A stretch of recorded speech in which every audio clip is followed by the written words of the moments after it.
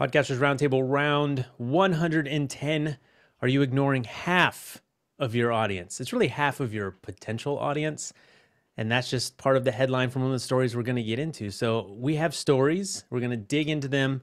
Part of the newer format here at the Roundtable. It's going to allow more Roundtablers to join us because all you have to do is bring a couple stories. We use those as a jumping off point to have our discussion about podcasting. Hopefully we can take the nuggets away from the story that are sort of more evergreen that can apply to all podcasters. And you can take that back to your show and it'll help you improve. So podcastersroundtable.com/guest if you want to sign up to be on a future roundtable. And yeah, this is helping get more new guests each time. New roundtablers all the time, but I think we've had multiple shows now where there are multiple new roundtablers. So that's really good. Dave, co-host, welcome back. Yeah, Dave Jackson from the School of Podcasting.com, and looking forward to talking about tonight's subjects. Very cool. I hope you studied, Dave. I almost did almost all of my homework. All right. Well, you'll get almost all of your pay. Yeah, that's right. All right. New roundtabler Michael, welcome to the show. Oh, thank you. Thank you very much. I appreciate it. Michael Kicking Bear from the Native Opinion podcast at nativeopinion.com. We're a podcast about current affairs, but we kind of put a Indigenous or Native American spin to the stories that we talk about, things that are in the news and politics. Very cool. And Katie, your first roundtable, welcome. Yeah, I'm excited to be here. I host a podcast called Let It Out. I've been doing it since 2013, and I love it. It's my favorite thing I've ever done. And I just this week launched this thing called Launchpad that helps other people start podcasts because it's given me so much. Very cool. Yes, very cool. All right. So we can dive into our stories. And of course, all of these stories that we talk about will be listed. They'll be linked at podcastersroundtable.com for round 110.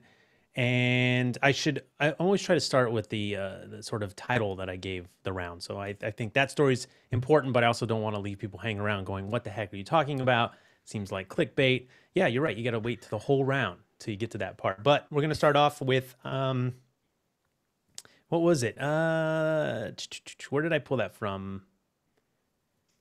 What, Dave, which one did I pull that one from? Was that from? It's the title that was getting me. Hidden in Plain Sight. Adjacent content categories. So this is from medium.com, but Pacific Content, who we're seeing produce a lot of podcasting content lately. Good stuff, I think. I don't know. I guess there's some type of new company, maybe sort of like a Gimlet type. But I mean, Google, we talked about Google announcing their podcast strategy. I think they did it through this Pacific Content. So big players all of a sudden, I don't know, people just come out of nowhere in this space. So it's fun to find new people. But they are saying here that essentially the takeaway of this article is that when you submit your podcast to Apple Podcast, when you're creating your feed, there are options to pick multiple categories to put your show in. Some people may only put one, that's your primary category. Some people might not know what I'm talking about. And if so, you missed something. You need to go back and put your categories. I don't know. Wait, does Apple make you pick at least one category? Do you know, Dave? You have to have one because otherwise it'll reject on submission? It rejects you. It just says, nope, you don't have any categories. That's good. I get That's actually good. Yeah, so you have to have at least one. Okay, good to know. And so you can pick all these categories and subcategories of categories. Like this one here would probably be under technology, maybe education, maybe how to. I don't know if they have that. I don't even know what our categories are. I know that I'm in at least 3 of them that are relevant to this show. They don't always have. Sometimes you have to decide this one is most like my show, right? Yeah. So they're saying that, in this article, they're saying that picking their primary category sort of pigeonholed them. They were in a tech category, I think, and it got them in this mindset that was their audience. That's who they're speaking to. And then they were reminded later on that, hey, this show, sure, it's about tech, but it also is about I don't remember what it is, but it could be the history of tech or the business of tech. And that you are literally maybe cutting off half of your audience if you're not also marketing to that all those other audiences that your podcast could belong in. And so not to get stuck in that mindset or get pigeonholed and thinking this is the one thing that I have to talk about because it's my category, right? And so I don't know if they're saying to make sure you pick alternate categories in Apple Podcasts. There are some interesting aspects to that as it refers to Apple Podcast, as in can you be found in those other categories? Do you rank in those other categories? And we can talk a little bit about that. But, Dave, I don't know if you read this article, but for you, that primary category, was it really clear for you what to pick for the School of Podcasting? Yeah. Under the technology category, there's a subcategory called podcasting. So, which is interesting. Right. Well, but that's a very troubled category for us. It is, because everybody goes, "Oh, that's me," because I have a podcast. I'm a podcaster. Yeah. So that's good luck ranking at your own category. Yeah. So I just went and looked at mine. I'm under technology. I'm under education because I teach people how to podcast. And then I'm also under business. And this is the worst category ever: business, management, and marketing, because there's marketing and management are two completely separate things, but not in the world of Apple. But for me, I wanted it because of marketing. So that's how I listed it. And the great thing about these is you can change them anytime you want and see if it makes any difference. I've always said it, your podcast is a recipe, not a statue. And so let's say you had, I don't know, 150 subscribers.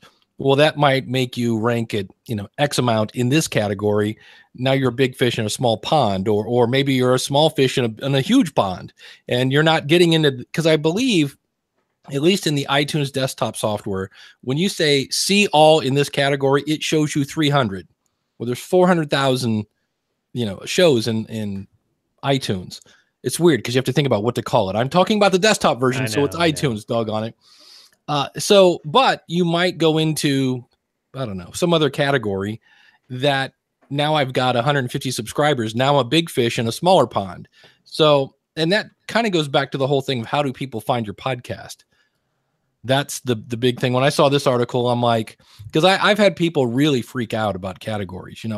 I've searched for myself and I'm not showing up. And I'm like, if you're not in and I don't even know if it's the top 300. I just know it shows 300 of those. I was back channel chatting with Daniel today, and we were talking about this. And even, up to the minute, we're like testing things out, right? So your primary category, the takeaway is make sure that you try to match your primary category, which is the first category, to your content best as possible. That's the one where you are, if there's a ranking system or there's any kind of chart, that's where you're going to rank. That's where they're going to rank you. The other ones, you can be found. So when you say all podcasts, and say you're a business show, I found several shows in the business category that were arts, or their second category was something not business, but they were appearing in business. So if someone's browsing, at least on the desktop software, then we talk about apps, it's all different. Basically, the other takeaway is if there is something to be filled out in your feed, or Apple wants you to fill it out and make it relevant to your show, don't leave it blank. And don't freak out. Like, I think the only thing to really worry or think strongly over when it comes to Apple and stuff like that, or maybe your titles and, the stuff that actually helps people find you via keyword and stuff like that. But Katie, now Let It Out, you said, is the name of your podcast? Yes. Okay, and so we don't I really know what that's about, right? Yeah, I have so many questions. So my podcast used to be a wellnessy podcast. So obviously my category, and I switched names about 3 years into it because I had a book come out called Let It Out, and my publisher wanted everything under the same name. And the name really works well for what I do. They're really long form interviews with creative people. And so I'll have a yoga teacher on one week, and then I'll have an actor, and then I'll have a comedian. So it's really diverse. So that name works.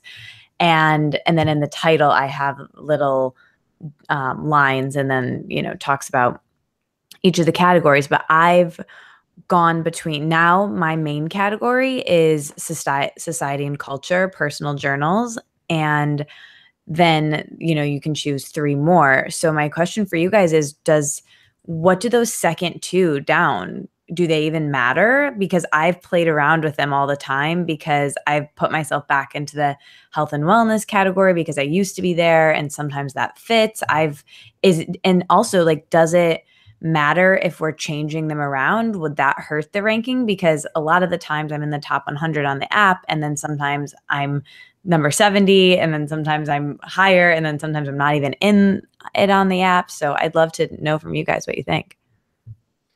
Yeah. And so it's funny because I was just in the software playing around. This is how much I don't worry about it, is I had to go like try it out. Like, it's not something I've looked into for a long time. It's not something to worry about too much. I think that primary category, like I said, the first one you pick is more important. But like Dave was saying, you could switch these around. So what if you're ranking really well in your primary category?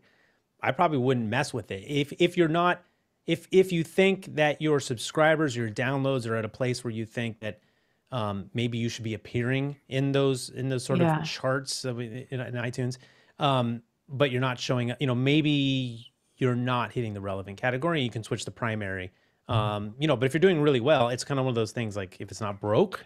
Well, that's the thing. Then that's kind of where I have the question. I was just talking to a friend of mine who hosts a very popular podcast, and she has had a podcast for a long time, but slightly less than me. And she was saying that sometimes she's actually starting a second podcast, and that's because on a totally separate feed, starting from square one, because she said that sometimes because I used to be really high up in the rankings, and that's why I started playing around with those categories, because I'm not anymore. And some podcasts that have started after me are really high up because they've gotten like a new and noteworthy, or they just have started. And she said that sometimes when a podcast is as old as mine is, it's harder to rank in some of those things, regardless of what the download numbers are. Have you guys had experience with that? That's not it. I would ask her why, like explain that, because that's a lot of people get this thing where you only have 8 weeks to be new and noteworthy, and just saying the phrase still makes me throw up in my mouth just a little bit. But it should be new or noteworthy, because TV shows go in and out of new and noteworthy all the time. So that's really not, I don't think the 8, in fact, we've had podcasts that have not put out episodes for years. Like their last episode was 2015 and they're like number 4, because what had happened is when let's say they started in 2005, and they had no competition. So like everybody subscribed to that show. And that's one of the key factors, is how many subscribers. And so what happens is they just dominate on subscribers. And now here comes your new show. You've got 6 subscribers. They have 950. So what happens is, I had a friend of mine did a WordPress plugins A to Z. And for years, he's like, we cannot knock this guy off. And he hasn't had a show out in forever. And that's why this person had no competition. It's like Milton Berle was the king of TV. He was up against a test pattern. All right. He really wasn't that funny in my book. So eventually that's one of the things that can help you get up there is when it comes to Apple. Dave says, like, his part, only think about the word subscribers. Like that is pretty much what drives anything. First of all, I wouldn't worry about the charts. It's really not going to change the game for you at all. People worry about it. They're like, I was here and I'm not. People aren't even actually finding your show that way for the most part. Yeah, it's just like a thing for me. Like I look at it, which is so silly, and I used to always be really high, and then I'm not, and that was it's all time. Rob Walsh from Libsyn, he like went in the algorithm, but it's factored in like the last 7 days, and then like the last weeks, and then like all time, and it's really about subscribers. So I wouldn't focus on it. The key is that you're able to be found, I would say, in iTunes or Apple Podcast. That's just it. If people are searching for your content, you want to be found. And I'm the first thing that comes up. So, check that off my list. For sure. What I've seen is people that don't pick a second and third category.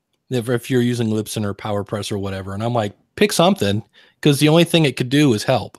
It may not help you a lot. And like I said, today I saw shows in the business category. It was not their primary category. It was their business was their secondary category, but they were showing in the business section. So if someone said, I want to find a new podcast on business, they go to all podcasts in the business section, which is not inconceivable that someone would do that. And they're just looking, and Dave's saying those 300 that it shows, and those people are there. Their primary categories aren't education, but they may have a business element. They may appeal to that audience. So use your second and third categories that way. Yeah. And I'm here to say, I don't think the charts make any sense, because I'm beating myself. The Podcast Rodeo Show, a show I've done for less than a year, is beating the school of podcasting in the technology / podcasting realm. So that's where I just go, you know what? I got better things to worry about, because that doesn't make any sense at all. Okay. Yeah, that's helpful. It's like trying to figure out YouTube's algorithm. Like do the things that are right, and don't worry about the rest. Yeah. With the categories, one more thing. So for me, I have a podcast that covers I could choose a different category and it would still make sense. So for those 3, should I make them really different? Or like right now I have 3 different ones within society and culture. Like I have personal journal, and then I have Simplecast open right now, and then I have philosophy, and then the last one I have is health and wellness. So should I make them all super different, or I would aim for most relevant? Like if there is a super different one that is equally relevant, maybe it's good to have your show up in those places. But again, I think most people are going to find it through search if they're searching for a keyword or something. Yeah. Cool. Yeah, this is fascinating. Michael, yes. I think you were trying to jump in a couple times there with some thoughts. Oh, no problem. No, I don't like talking over other people or vice versa. Welcome to the Roundtable. You got to just step on people. It's like it's a campfire conversation. We're just throwing stuff out. We've had too many beers. Gotcha. I thought Apple purges if there's no activity after a while. If you don't post a new show or something to that effect. I know it affects rank, but I thought they also purged from the directory overall. No, as long as your feed is valid, the feed works. Mm-hmm. Yeah, as long as it works, because there are TV shows that go on hiatus for a while, and then there are TV shows that get canceled, and there's still a community out there talking. I mean, there's an Andy Griffith show. So, but I had my show deleted because the feed stopped working, meaning that they ping the feed and it's an error, and that it stayed that way for quite a while because the service I was using went out of business, and I kind of pod faded that. And so then when Podcast Connect came along, I logged in and said deleted or something like that. I said, whoa, wait. And so that was the end of that. Interesting. So yeah, I haven't actually played around with our categories all that much. We're in, I would say, society and culture as our primary, education and maybe history and politics, actually, somewhere in the mix. As some of the secondaries, maybe flip-flopping them around a little bit, but I really haven't honestly paid a lot of attention to it. And I think like Dave said, make sure at least you pick one or maybe release one secondary, and that's pretty much what we did. Again, if it exists, fill it out. That's pretty much key. Yeah. Because an important point that Daniel pointed out is that this isn't just Apple Podcasts and iTunes. A lot of other services pull the information from the iTunes tag. So that information you're theoretically filling out for Apple, you're filling out for a lot of other directories, because that is also where, and they may treat categories very differently. They may rank you in each of your 3 categories. Who knows, right? So again, you can't worry about all these things. It's ridiculous. You can't keep up. It's just going to waste time from creating content. Fill out what is there, what's given to you, make it most relevant to your show, and then move on, because things are always going to change how things are used, right? But I guess we should move on. Weird. It's the dwelling on this one, which is good. I think there's some good stuff there. Let's see. Katie, do you want to do one of your articles here, or give us the sort of gist of one of these? Yeah, I'll give you the gist. I found this article from Wired that talked about how I think people were wondering, are podcasts actually the holy grail for advertisers, which is something that I think about a lot. Like, it's kind of the Wild West of podcasting, or it seems like that right now. And they were talking about, will this bubble burst? And the gist of the article, or what they said at the end, essentially was, it's not a bubble, it's a boom that's only getting louder. And I wrote down that sentence because I liked it. Yeah. And they said that on average, according to Midroll's data, 90% of a given episode, people aren't skipping through the ads and they're actually listening. And people, because the medium is so intimate, it creates this one-sided feeling of closeness, obviously, with the listener and the host. And then people want it to be longer. If they're commuting, it's in their ear. And so they will listen to the end of the episode. And I found that so surprising on mine. I do an ad at the end, and I do this little trick where it's not a trick. It's just a weird thing that I made up with my community, where I say an emoji at the end of the episode, and I say to comment that on my Instagram or to tweet that at me and at the guest.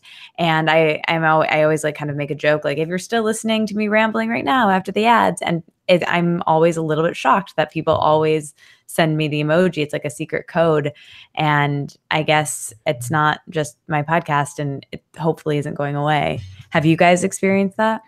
Yeah, I mean, I think it's surprising to me, not at all. But I think that this quote, this one little quote that they highlight here, really sums up everything, because it says, "Forget those worries that the podcast bubble would burst the minute anyone got a closer look." And so that part's referring to the fact that Apple is sort of open, lifted the hood and let us see the analytics, right? And Yeah. people worried, what we're going to find out is that people they're not listening and they're skipping ads. But it goes on to say, "It seems like podcast listeners really are the hyper engaged, super supportive audiences that everyone hoped." So if you've been podcasting, you pretty much know this already, like the podcasters who do, because they've built community and they've heard from the community, and they just know. And like you said, there are things like you're just having fun with your audience and doing this sort of this little Easter egg, and you're seeing, oh my gosh, so many people use it. I've done the same thing, like a hashtag, and just as a secret code on Twitter, and it's like amazing.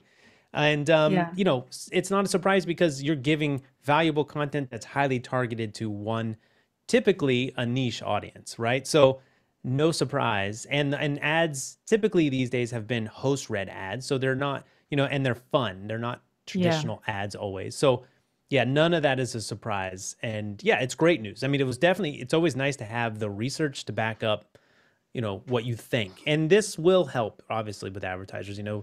Staunchy advertisers from old media, they still want to see things. And plus, someone's putting their money, they want to have proof. So we've always been able to give them that proof. But for those that have been reluctant to sort of jump in and give more money, if that is one thing you're aiming for, it should be more coming based on things that we're finding out like this. Yeah. Yeah, I had Jordan Harbinger on my show, and I was doing some research, listening to a lot of his shows. And if I know Jordan, because he's I'm so prepared, it's ridiculous. Every time he does an ad, he has some sort of personal story about the product. So it doesn't sound like an ad, but the story helps show the product in a good light. So it doesn't sound like you're being sold to at all. In fact, and then at the end, he usually has some sort of joke. So it's entertaining and educational, but it's also an ad. And I was listening to that going, you know what? That's a really good strategy, because it doesn't, before you know it, it's over and he's back to the show. And you're like, well, that didn't feel like an ad at all. So I've talked about it before. Go ahead, Michael. I was going to say, I think that if we are controlling our own inventories for our own content, it's not inconceivable at all that you have a personal experience with a product. Ourselves, we personally have no interest in taking advertisers on. We're self-funded, but what I've noticed for myself as a listener is I'm more apt to be interested in a product if someone has sort of explained what their experience with that particular product is, and then become more engaged that way. So I think there is something to have, either talking about that experience or basically just that. I guess I lost half my train of thought. What do people do on Facebook with friends and family when someone's like, I don't know, or even like communities that they trust, like nextdoor.com. I need a new lawnmower. I need this new service, whatever. What has anyone heard of one? Anyone tried one? You want a recommendation from someone you trust, right? And someone who's actually tried it and will hopefully give you an honest answer, right? And so people worry, oh, this podcaster is giving you this item just because it's an advertiser. Well, if the relationship's done right, that person trusts the advertisers. They've used the product. And so, it's no surprise that when Ray tells me about a microphone that he's using right now and it sounds great and he likes, that I'm more likely to go buy that thing, right? Than just picking out an Amazon review.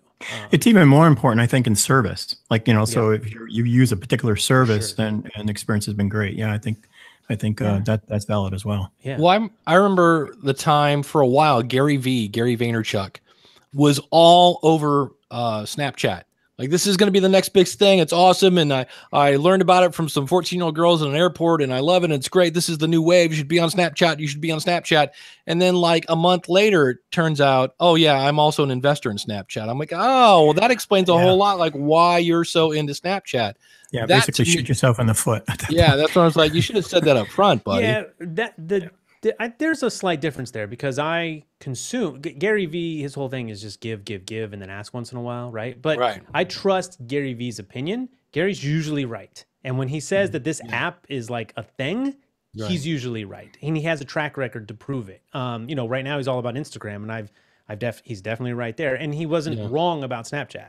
And yeah, maybe he should have revealed it a little earlier, sooner, right? Yeah. But I didn't then be like, never trusting Gary. Or even if I thought he was trying to get me involved just because of that reason, you know, he's usually right about apps and where they have to say. Anyway, I trust his opinion, or whether even if I like trust, I know he's probably right, even if it's a little spammy. Right. Like, I don't know. There's something to be said for that trust, which I think is just a huge part of it. And yeah, maybe, you know, there's a bunch of disclosure laws and all that stuff you have to do. So, you know, but people worry about that. And I say, look, if I haven't established that trust, if you don't trust me, then just don't, like, either don't follow me or, you know, whatever it is. Like, maybe, tell me what I can do to work harder to make things more trustworthy. I don't know. Like, the key is that you have to go ahead. If you're doing it for the wrong reasons, it will be uncovered quickly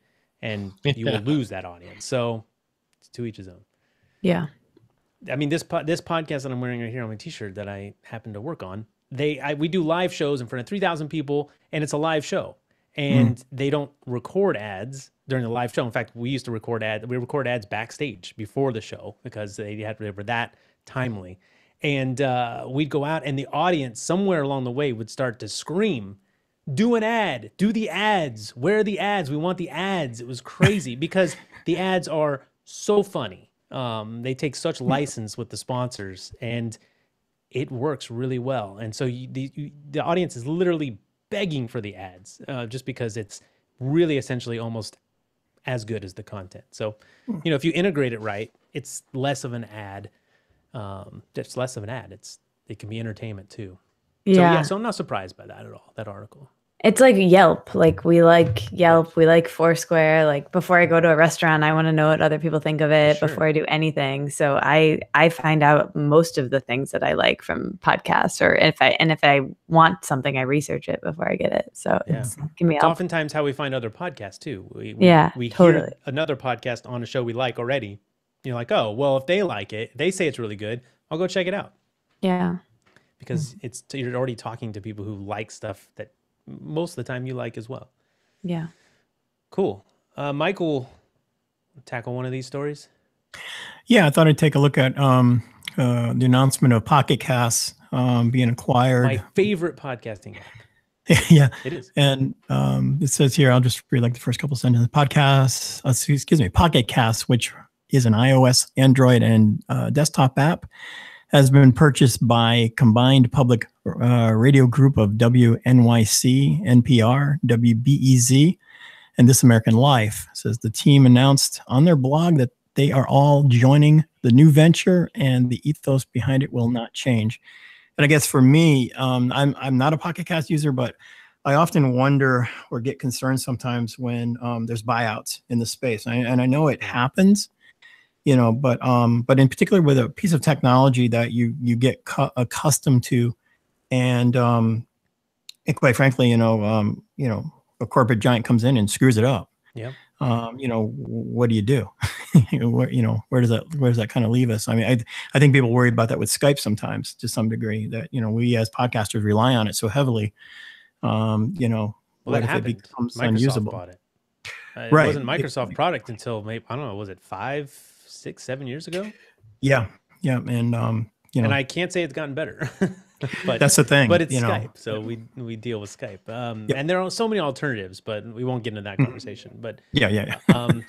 And that is always a concern, right? It's like, on one hand, it's good for the developers. Yay, I'm happy that you guys sort of got your payday, and that something you've made that you've worked clearly so hard on is being recognized and awarded. And again, Pocket Cast is my favorite. I've been using it forever. And I'm definitely concerned, like, what's going to change. And it's funny, the CEOs, if you've ever read any of the sort of company announcements, their blogs, they're hilarious. And so they took to the blog, and they really gave a hard push to say nothing is going to change. They're still essentially, it's going to be a separate company. It's NPR and a bunch of other public radio stations bought this. But they are putting the guy who will be in charge, I guess, the new CEO, I think, of podcasts is an iHeartRadio Clear Channel guy, right? So something's going to change. And their whole idea is, how do we, they think it's part of the discoverability issue that they're going to help solved. So they're going to make changes.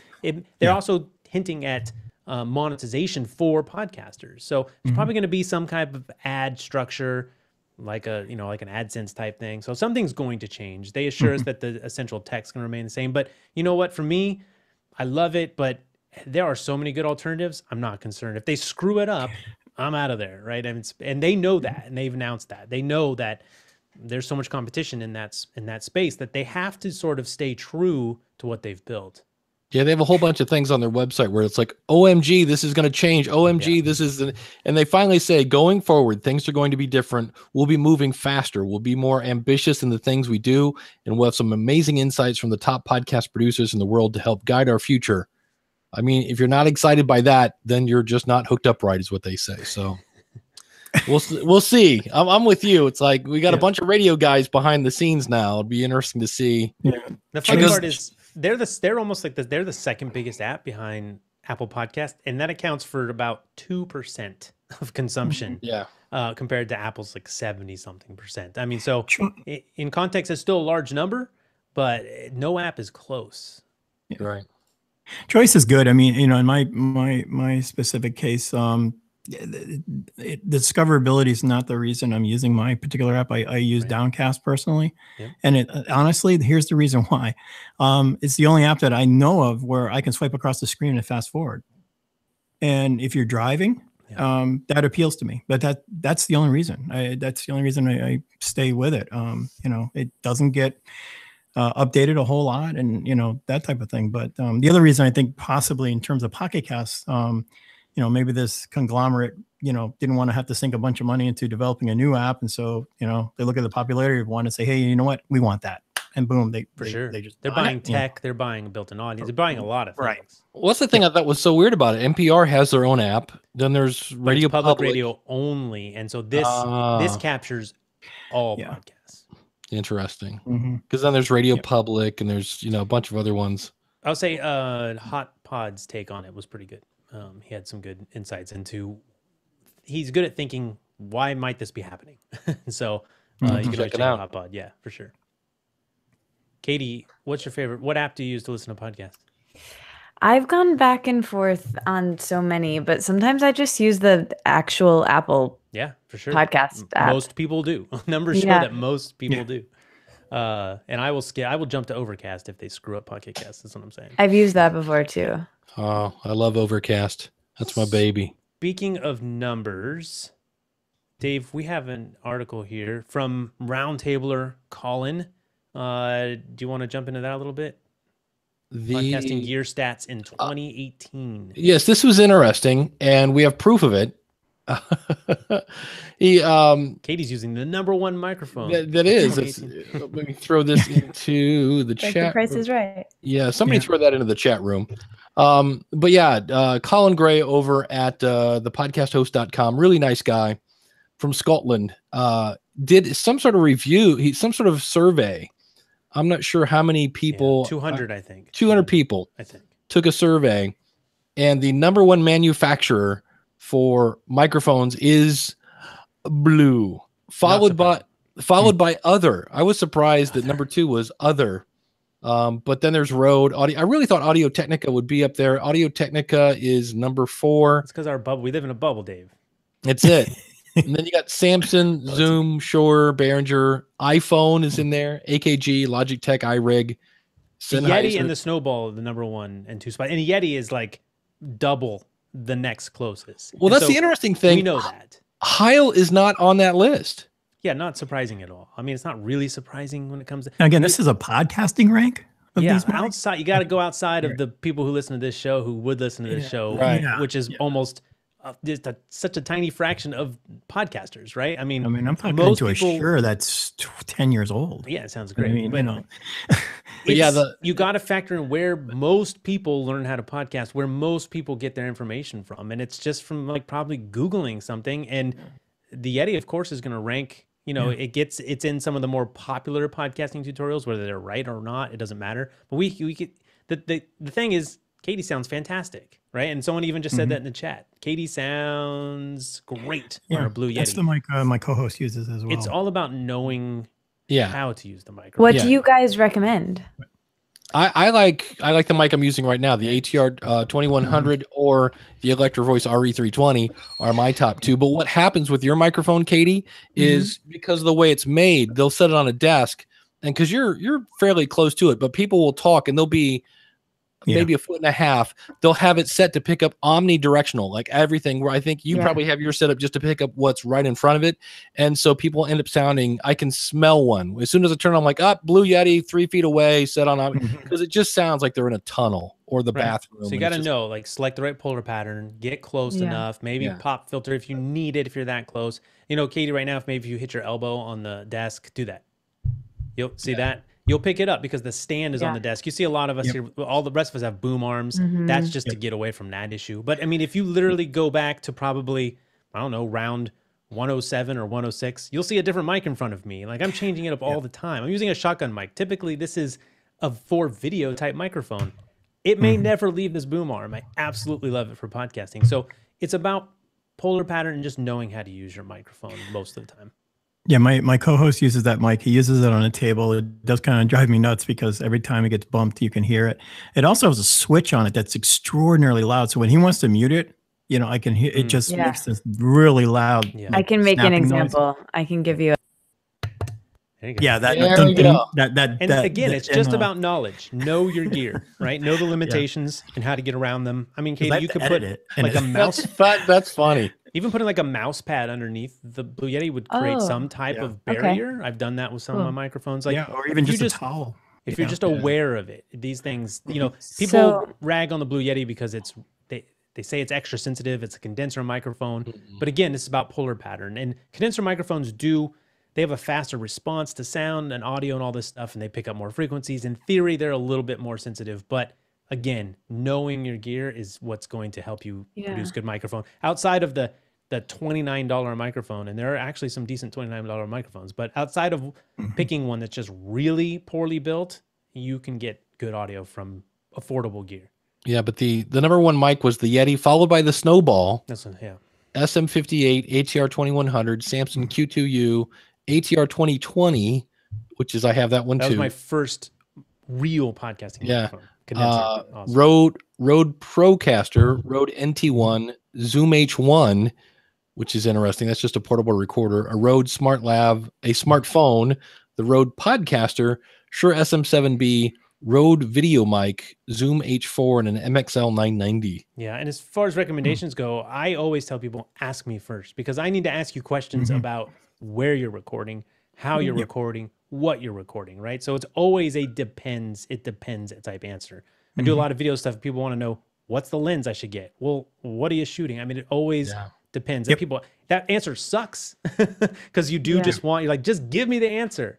And, you know, a lot of times if I'm going to just give you the answer, I will give you the number 3 microphone on this list, which is the SM58, a classic, been through the dirt, literally microphone. Mic. It's been around for as long as I have been here anyway. So I use the one down that list. I record in person, and I'm always running around New York City, so I use the Zoom H4n audio recorder, and just record my intros on this now, and that works well. And people are always shocked. The built-in microphones on that, right?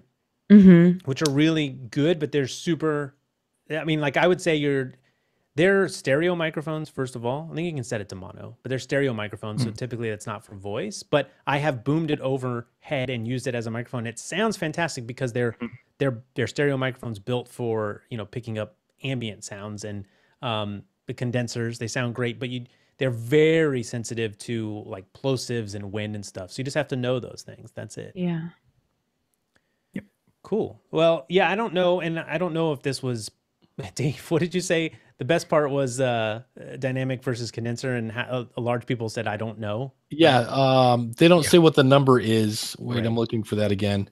50% condenser, I would say 40% dynamic, and 10% say they don't know, which is, again, not surprising. Most people do not start a podcast and go as far down the rabbit hole as we do here on the show. That's true. And then in terms of software, no big surprise there. Audacity followed by Adobe Audition, followed by GarageBand. So Reaper, which is another one that's like next to nothing. And then Hindenburg coming in at number 4. Free and or affordable happens to be at the top of every list. Go figure, for something that is typically a hobby. Not shocking. Awesome. Well, let's move on. We got another good 15 minutes here. I think everyone's got a story, so we're actually going to get to second stories. Dave, I don't think you've actually had a story, but since you're promoting your own blog, I actually put it on here I put it on for Dave. He didn't put this on here. Dave, why don't you give us a story?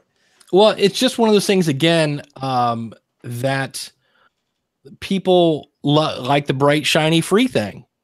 And the problem is, and what I'm talking about is Anchor.fm. And I've heard even Gary Vee did an article about podcasting and said, oh yeah, check out Anchor.fm. And I'm like, no. Anchor's been very smart because they're connecting with what people would call influencers. Yeah. They're getting into the right spaces.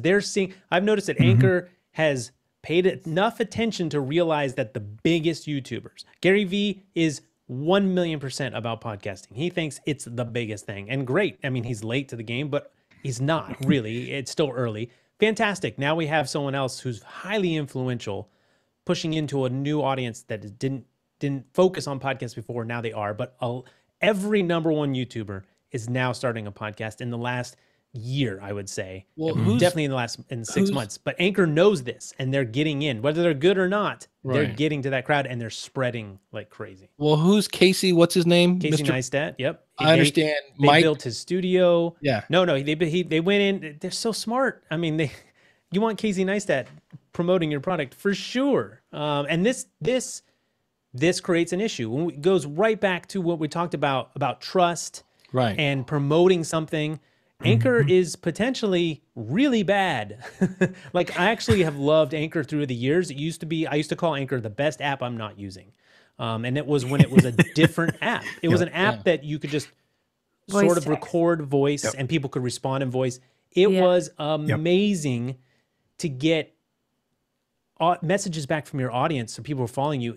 Their voice, it changed the interaction. It was amazing. And then they switched from that. I guess that wasn't doing enough for the bottom line, and they became a podcasting app, and now that's what they are.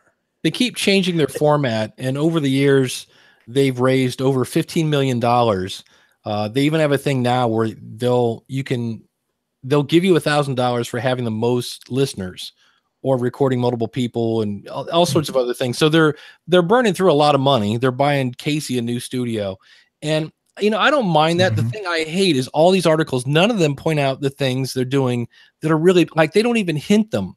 And one of those is they say, yeah, well, I think that's it. No one reads terms of service, Dave.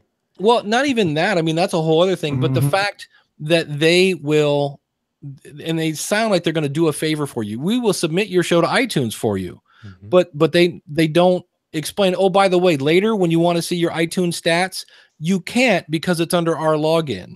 And nobody, the Gary V's of the world, nobody's mentioning that. I'm like, that's really a big. They don't know. I guarantee. I'm not saying they're not being negligent, but I bet most people do not know this. Right. So I emailed the company and I said, look, is there any way you can use your app without having you submit it to iTunes?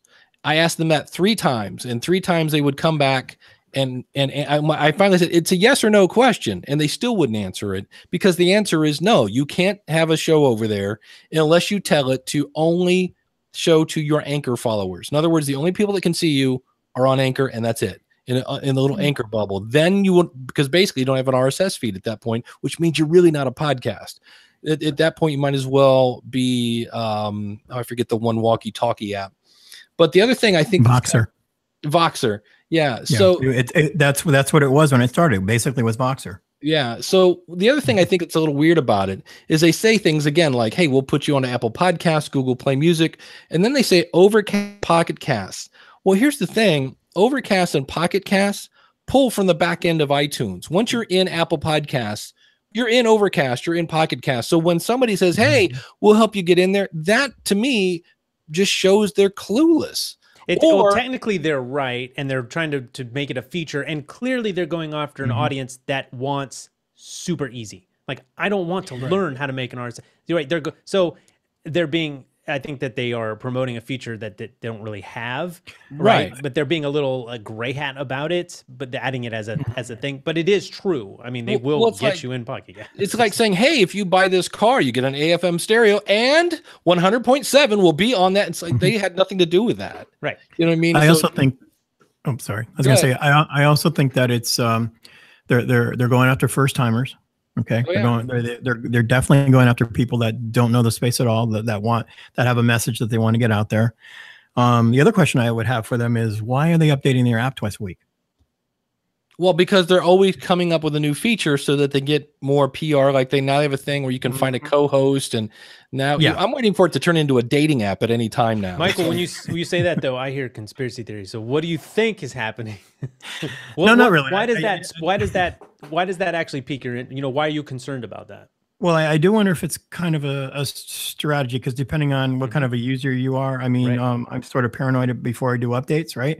So I'm constantly looking at what needs to be updated almost on a daily basis, and I honestly do. I see Anchor forcing an update every single, like almost twice a week, and I don't see a true new feature. It could be a way to signal you to keep putting the app in front of your face, saying, hey, maybe. Don't forget us. Don't forget. I've tried to use it like twice for promotional purposes only. I would never ever hand them, my RSS feed, which is, I think, part of Dave's argument, or they just want to create a new one. Well, the real danger here, right, Dave, at least what I'm hearing, is hidden in the terms of service. Yeah, they have a thing that says, too, yeah. By submitting user content through the service, you hereby do and shall grant us a worldwide, non-exclusive, perpetual, meaning forever.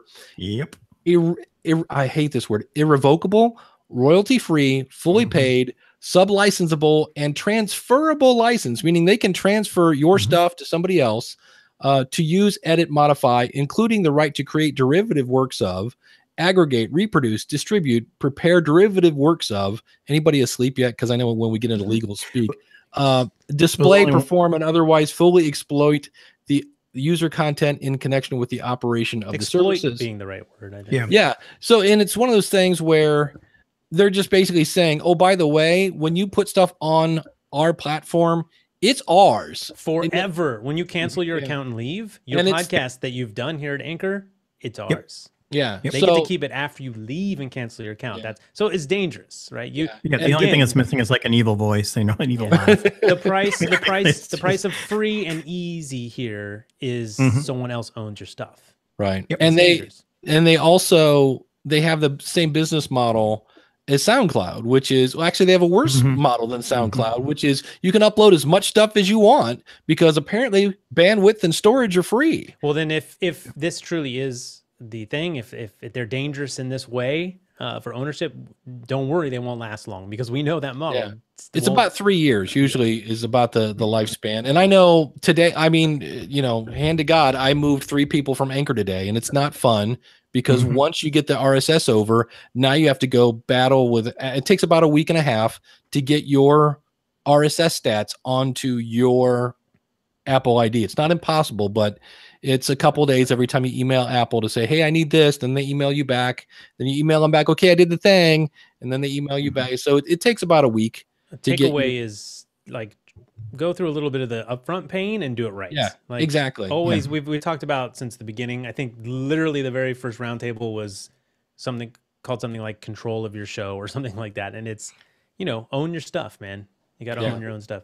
What about Spotify? Where does that come into play with all? I would love to know what you guys think of that, because recently where I host mine, Simplecast just moved it over, and I was like, cool, it's another place. Right. But then does that hurt with the rankings and like what we were talking about before? No. Well, can I promote something, Ray? You promote something. Do what you want. It doesn't mean you'll be here next round, but do what you want now. Newandnoteworthy.info explains how New and Noteworthy in the iTunes rankings is just... I had a friend of mine, well, it was Libsyn. Elsie Escobar had a show called Thanks Podcasting. It was on the front page, not New and Noteworthy, the front page of iTunes. And she maybe got a couple hundred downloads like in a week. It's not the 10,000 download switch that you think it is. So, but I had somebody today, they do a show, it's called like the Classic Album podcast. And I was really surprised because I expected them to be playing the music, and they don't. They just talk about the album. But as you might imagine, on Spotify, where a lot of people are listening to music, they get boatloads of listeners on that platform because they were like, hey, where are my Spotify stats? Well, Spotify, if they're doing the same thing to all the other hosts that they are to Libsyn, they give us a download of their stats once a day. And right now they're about 4 days behind doing that. So, and right now, if you try to submit your show to Spotify, they have basically said, we're not putting any new shows in till June, because what happened was they were completely overwhelmed by the number of people that jumped on their platform. And they were like, it's kind of like, hey, let's have a small party. And you open up the door and you're expecting like 6 people and some chips. And like a bus pulls up with 50 people and a kegger. And you're like, wait, what? So exactly. So they've basically said, hey, you know, we're not stopping this, but we need a bigger boat, basically. So they've gone out to get a bigger boat. And so in the long run, it'll be fine. But no, I'm a fan of I don't care how you listen. I just want you to listen. So if you want to listen to me on Stitcher, by all means, or Overcast or Pocket Cast or iHeart. I mean, every time I add a new platform, I get about 3%. There is something to the consideration of what is that platform's terms of service. I think there were some issues. I think back a while ago, back in the day, there were some Stitcher concerns. I know. I mean, if you decide to go on Stitcher, they're going to put ads in your content that you're not going to get paid for. So you need to know what's on that platform, and as long as you're okay with that, it's fine. But at the core of it, Katie, you own hopefully your RSS feed. So whatever platform you use, you can take that RSS feed with you and move to another platform, and the content is yours. That's the key. It's kind of where you're hosting and sort of, you know, building your podcast on top of that platform, but distributing to different directories. You know, as long as you're okay with whatever that directory is then going to do to your audio when you submit to it, you know, it's good. I'm happy to give directories my audio or my show to rebroadcast, but it has to pull. I want it to pull from my feed so that I'm getting the download stats. And make sure your media host is a media host. I had somebody today, they have 188 episodes on a platform that builds apps. And now they want to leave. And they went to them and said, hey, I need a 301 redirect, which is just basically in non-geeky terms, it's a change of address form. And the company went, ooh, we're not sure if we can do that. And if you can't do that, if you can't fill out a change of address form, your audience won't follow you. And I was like, yeah, that's kind of why you don't use an app company to host your podcast. So I've always loved your analogy about RSS feeds, Dave. You know, you're liking it to, you know, terrestrial radio station antenna. I think that really is proper. Yeah, and then the apps are just like a different, you know, there's a Panasonic radio, there's an RCA radio, there's a LG radio, whatever it is, and they all tune into your station. Well, that station is your RSS feed. And just like when a DJ changes records, it goes out all over all the radios. When you put out a new episode, it goes out all over the apps. Yep. Exactly. Awesome. Well, I think Spotify has been great for the space simply because, you know, I think it just shows growth in our space, quite frankly. I mean, you know, welcome to the party. Well, they've dropped the ball so many times with the implementation that it's annoying, but I mean, ultimately I don't care as long as and Pandora's coming. Yeah, right. Someday. You know, I hope so. Where are they though, you know? I'm trying to see here. I'm getting double digits per episode on Spotify, but I'm a podcast about podcasting. Right. But again, I look at like last month, they had 26 people that listened on Spotify. That's a classroom of people, a very full classroom of people. That's about what we're getting to. Yeah. It's double digits. Yeah. And that's, you know, that's the shotgun approach, is put it out to the hundreds of platforms that exist. And hopefully your audience is on one of those, right? Or you pick up a little bit of audience here, you pick up a little bit of audience there, and it all adds up to a decent sized audience. And again, it's always, you never know who that one person's listening. So you might really reach 2 people on Spotify, but that person might be someone who could take your podcast really far or introduce it to a lot of other people who maybe don't listen on Spotify, right? So is this where we do our PSA announcements as well? Do we have PSAs? Yeah. If you've never listened to your episode before you upload it, now is the time to put that into your workflow, because when you upload to things like Google Play Music and Spotify that don't do what we call a pass-through, they make a copy of your show on their server. When you go, oh crap, I got 10 seconds of nothing in the middle of this, and you fix it. It used to be you could just upload it to your media host and you'd be fine. Now getting those two places to update is a major pain in the butt. That was always a problem with Stitchers. If you want something changed, you then have to like contact Stitchers. Like, I'll just leave it. But at least at a minimum, I spot check. I'll scrub through or put in a play. You might not have time to, I don't have time to listen to a 1-to-1, an hour of my podcast, but look in the editor for gaps, like big giant gaps or like where the ends are. Scrub through. You'll catch stuff. You'll catch stuff for sure. Oh yeah. I edit every episode every week, and it's like, that's exactly my fear. It's like, big chunk of silence that I didn't see. Yeah. And typically it's not much of a problem. Like Dave's saying, you can replace it at your host, but for the platforms that take it and do their own version, they do that for stats and all kinds of different reasons. But those are becoming more prominent. I think Google does it, Stitcher does it, Spotify does it, I think. So whatever, something to know, definitely. Yeah. I think we have time to squeeze in one more. Katie, do you want to give us, you got 3 on here, so let's go with one or more of those. Sure. Yeah. Another one I put on here was about women podcasting, and I thought that could be an interesting perspective. It was a little bit older article, but I think it actually ties into the other article too, because one of the other article you had on here was peek into 2018's top podcast problems, and one of those is diversity, and I think it has something to say about getting more women in the space too. So it did. Yeah, and I think it was a really interesting article in The Economist, and I think this platform, like I said, it's given me so much, and I think just more people coming to it will bring hopefully more diversity. But I think one thing I wrote, or one thing I noted from the article, was just that finding a small niche and making, it can make finding an audience difficult, but the greatest strength of the medium is that the creators have freedom, which encourages, innovation and building a creative community or an engaged community. And I think that, I don't know, I just related to a lot of it, and I love the intimacy of podcasting, and I love, women hosted podcasts. And it said in here too that I love this part too. Listening to a female hosted show is actually a feminist act, whether you mean it to be or not. And I liked that. Yeah, we definitely, every space should be reflective of the world at large, right? So getting more diversity into podcasting is key. I think we've seen big strides. We've made big strides in that in the last year or two. Definitely seeing a lot more diversity in podcasting, and that's good. I do like, it's funny, even if you want to go at it from an advertiser's perspective, people always want to know about money.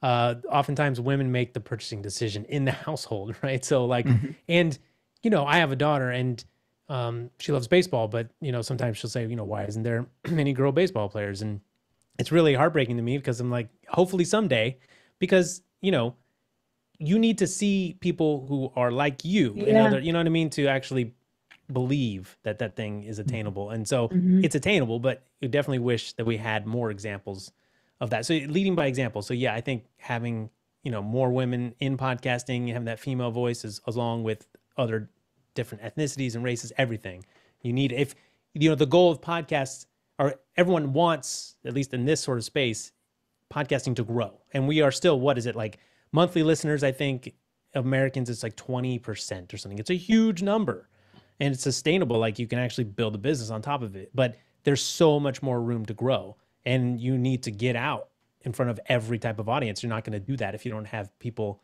leading the way who are reflective of the audience. Very true. We're a Native American podcast, and which is growing in and of itself, but also Indigenous women podcasts are also starting to grow this past year, which is really, really good to see. We've helped a few shows get started, and I just hope that continues. This article says the internet trolls who thrive on abusing women in public eye tend to be kept at bay because listeners seek things out based on interest. And, one of the limitations we talk about with podcasting all the time is that it's not necessarily as easy to participate. You can't just comment or, see comments, but that's an interesting aspect that it does. I don't know, Dave, Katie, any of you, do you get a lot of hate mail? Like, you don't find that audience. It takes a little bit of work to become sort of a podcast audience member. And on top of that, to actually then give feedback, it's not necessarily easy. Yeah, if someone's going to put in the 2 hours to listen to my entire show, they're not going to, it's not easy for them to come and say something mean. I've really knock on wood and make a lot of noise with my noisy Yeti mic, but I haven't had any negativity at all in this community. It's just been a lot really loving and like a nice hug every time I put something out. Yeah. Well, and that's the thing. It's depending on where they're at. I mean, Apple's making it a little easier to leave comments now if you're on the phone, but it's still, now you've got to type with your thumbs, have fun with that. And so I always say, when you get that 1-star review, that still took a lot of effort. You inspired that person. Now, not the way you wanted to, but you still inspired that person. And that's a good thing because, you know, if you name anybody who's super famous, it's usually a love-hate relationship. You know, Howard Stern, you either love him or you hate that guy. You know, anybody on, you know, you just say the word Fox News and people either like throwing up or going, oh, that's my team, you know. So when you inspire somebody to do a 1-star review, it's weird, but it's hard because I still remember my 1-star review. I've had a couple over the years, and it's like, remember the one guy was just a bad show with bad advertising. I think that was the whole review. And you just go, you know, but. And it's too bad they don't give you a better avenue for responding to reviews and comments. Because on YouTube, I find a lot of times, first of all, Kill Them With Kindness works more times than I would have thought on YouTube, just by answering the question. People are like, oh, yeah, I was having a bad day, and what I really meant was this. So it could be one tiny thing that makes someone comment, and oftentimes you can clear that up, and either people change it or they just become less of a hater, right? Yeah. Or, and holds them a little bit more responsible. But one thing, I do a lot on YouTube, and so you're going to get a lot of thumbs down. You're going to get a lot of negative comments. But one thing what changed sort of my mindset is YouTube, even if you get thumbs down, like I actually almost kind of want them, because as opposed, they're better. Getting a thumbs down is better than someone taking no action on your video, because for YouTube, it signals engagement. They don't care if people didn't like it. They just care that people actually gave more information that says, you know, whatever reason. So it helps them. So it doesn't necessarily, thumbs down don't necessarily hurt your video because YouTube wants engagement. But I mean, again, we're guessing at algorithms, but it's just a way to sort of flip the switch. I mean, like Dave said, that 1-star review, it took effort. So it's not like they just didn't put any thought of it and they just hit the star, and you can't do that. For me, when I go to an Amazon, whatever, if I'm looking at something and I see all 5-star reviews and not a single suspicious. I'm like, wait. But when I see somebody give them a 3 and it's like, hey, it came and it had a broken screw in it, that's why I'm giving it a 3 or whatever. And then you see the conversation people are having. I'm like, okay, I actually trust these reviews. So it might actually help. And oftentimes it's not even something that even applies to you personally. They're like, it came 2 days late and I was leaving for a vacation. So you're like, that doesn't really have anything to do with the product. Right? And you can go off of that. You're like, okay, well, I'm not there, because then they'll say in the same review, otherwise it would have been 5 stars and would have been great. You're like, okay, well, I can order this. Yeah. Our audience has been extremely engaged. Our show is now about as long as the No Agenda show. So we're about 2.5 hours every week. And we actually polled the audience just to see, because our content can be, you know, somewhat controversial. We talk a lot about racism, for example. And, you know, we started toying around with maybe doing the show shorter, and we got a lot of, no, don't do that, because we found out that they like to engage with it. We fill up, you know, in some cases, half of their day right after we we release on Mondays, right? So they like that during the work week. That it actually takes them time to consume our content, you know, rather than sitting there and trying to knock it all out in 2.5 hours. We thought for sure they're going to say, yeah, we'd really like you to do a 40-minute show.